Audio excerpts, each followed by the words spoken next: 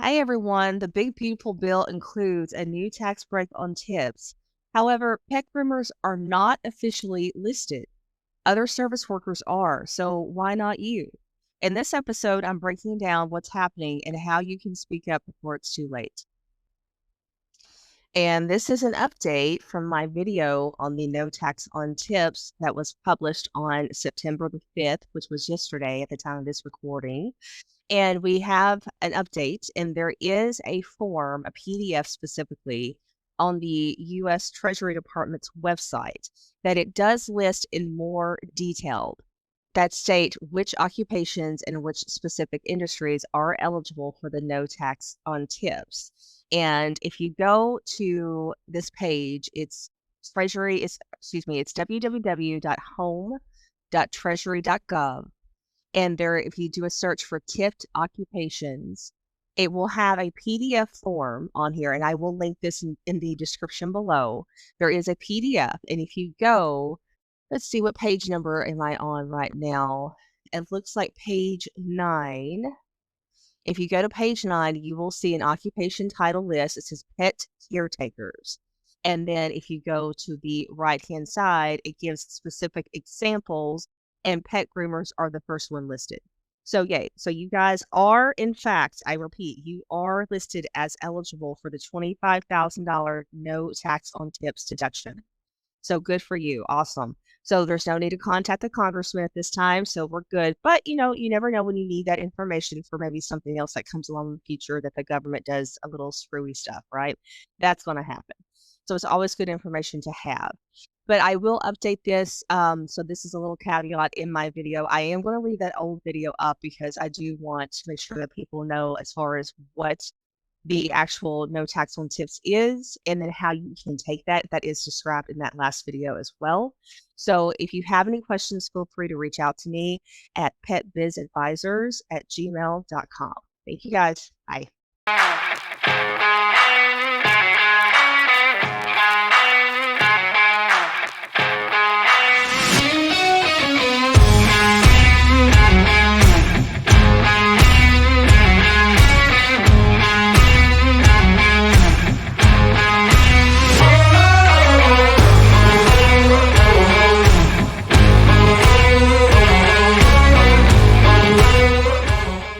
Welcome back to Beyond the Shears, where groomers get business savvy.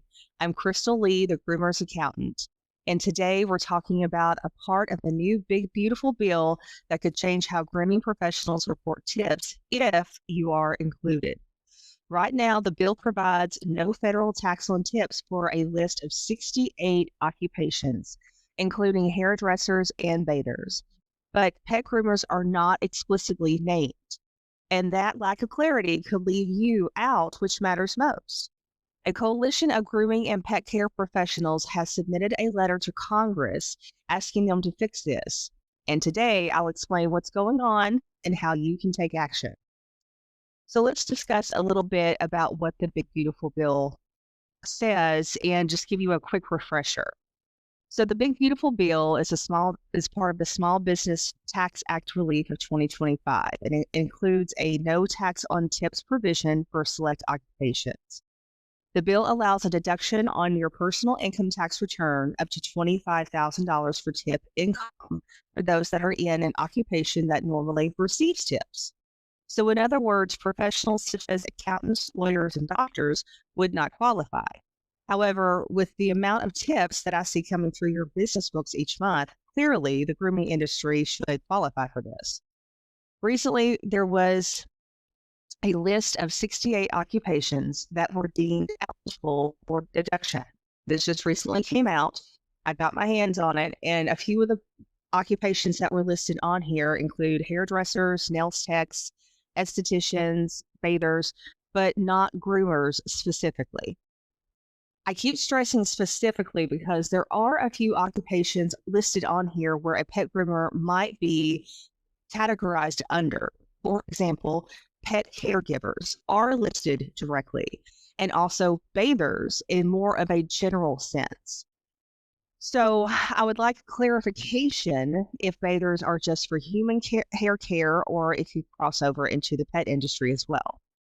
So why does this matter? Well, if groomers are not named in the law specifically, tips you receive could still be taxable, even if other similar jobs are exempt. So in other words, the government language is being vague. Surprise, surprise here, right? So welcome to the tax preparer's world. We have to deal with this on a daily basis. A lot of gray, not a lot of black and white here. Okay, so essentially, I know I've done other videos in the past where, I said that based on even the business codes, and I still stand behind that, based on the business codes, that they would be exempt from tip income, so to speak. Your $25,000 would be tax exempt. And I think that honestly, this is just, it's not saying that pet groomers will or will not be exempt. It's just basically, it doesn't have it spelled out. And so right now, what we're trying to do is get that clarification. So in my little bit of research that I did find something that was very interesting. It was a formal letter that has been submitted to Congress asking for clarity and inclusion. This letter, and I will post a link to it in the description box below, it does request that pet grooming be explicitly listed in the final text of the bill, because currently they're still in the writing process basically of this bill, and it's not final. So there are a few really good key points in the letter. Groomers are similar in function and setting to hairdressers and bathers. Most groomers are, either employees, sole proprietors, or small business owners, just like other tipped workers. And then omitting groomers creates confusion and potential for unequal tax treatment. And inside this letter, I'll read a couple of little excerpts from this. The letter starts off by saying, on behalf of America's pet grooming industry, including pet groomers, pet service businesses, and business organizations, we respectfully request that the Department of Treasury clarify that pet grooming service businesses are eligible for the expanded Section 45B employer tax credit, a key component of President Trump's No Tax on Tips initiative. We urge, and later in the letter it says, we urge lawmakers to include pet grooming in the list of covered occupations under the tip tax relief provision.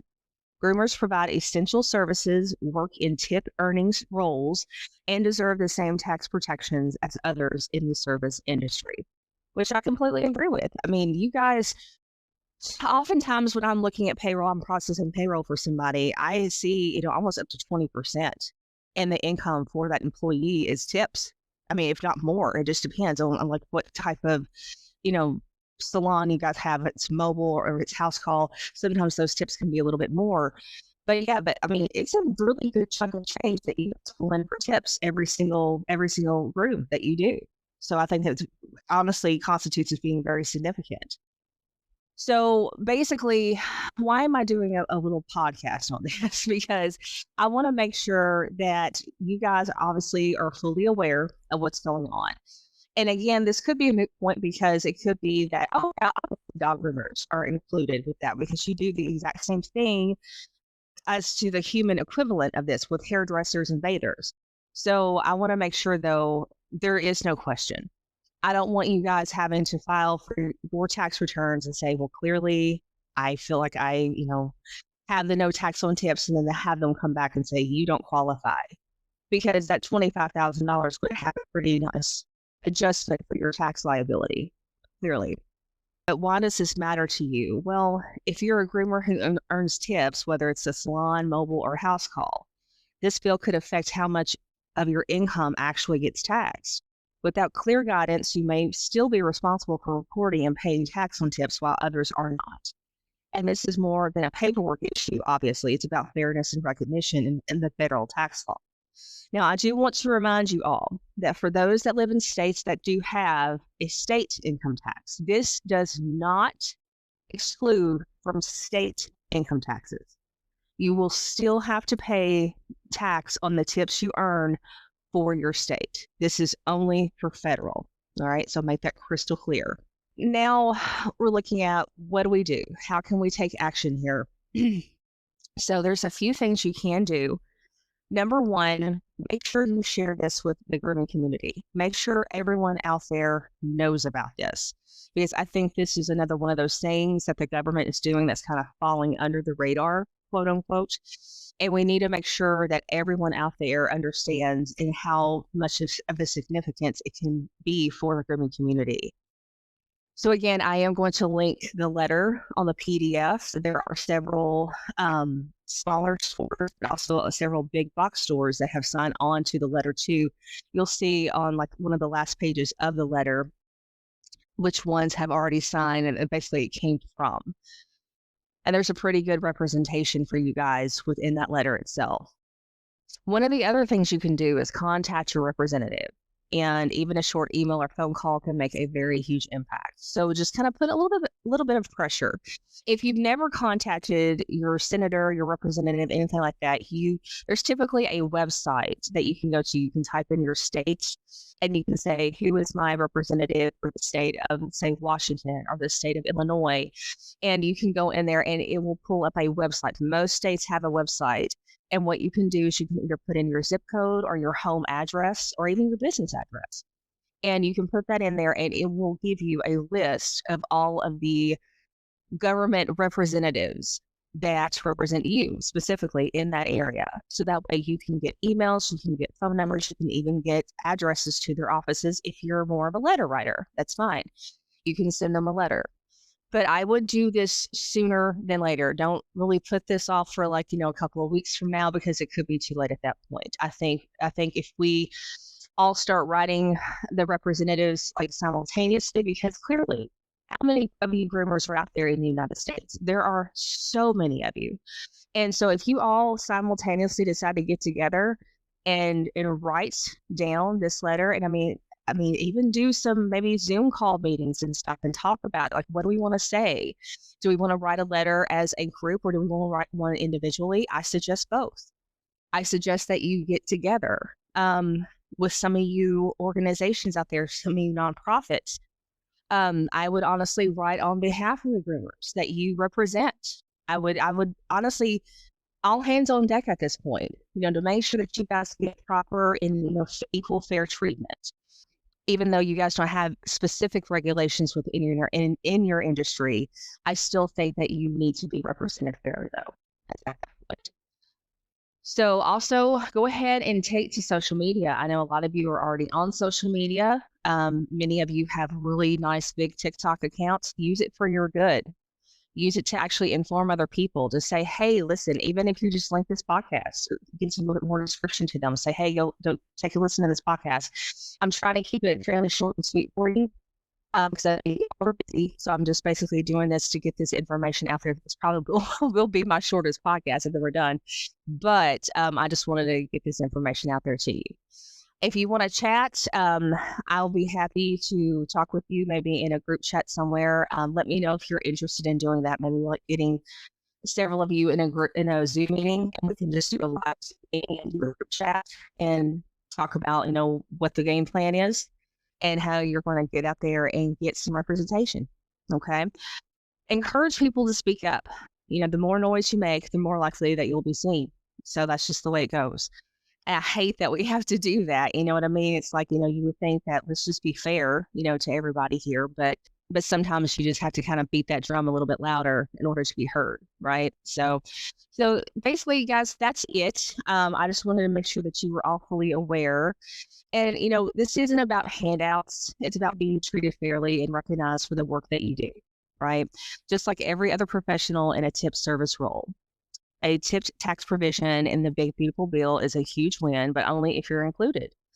So check out the show notes for the link to the official letter. Share it, send it to your representatives, and let's make sure that the grooming industry isn't left out of something that could probably genuinely help you, obviously.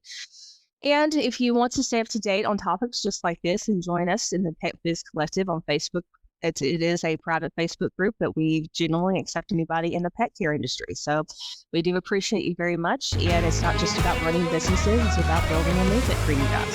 Okay? All right. And make sure you like and comment and subscribe and send this to your friends. All right. See you next time, guys. Bye.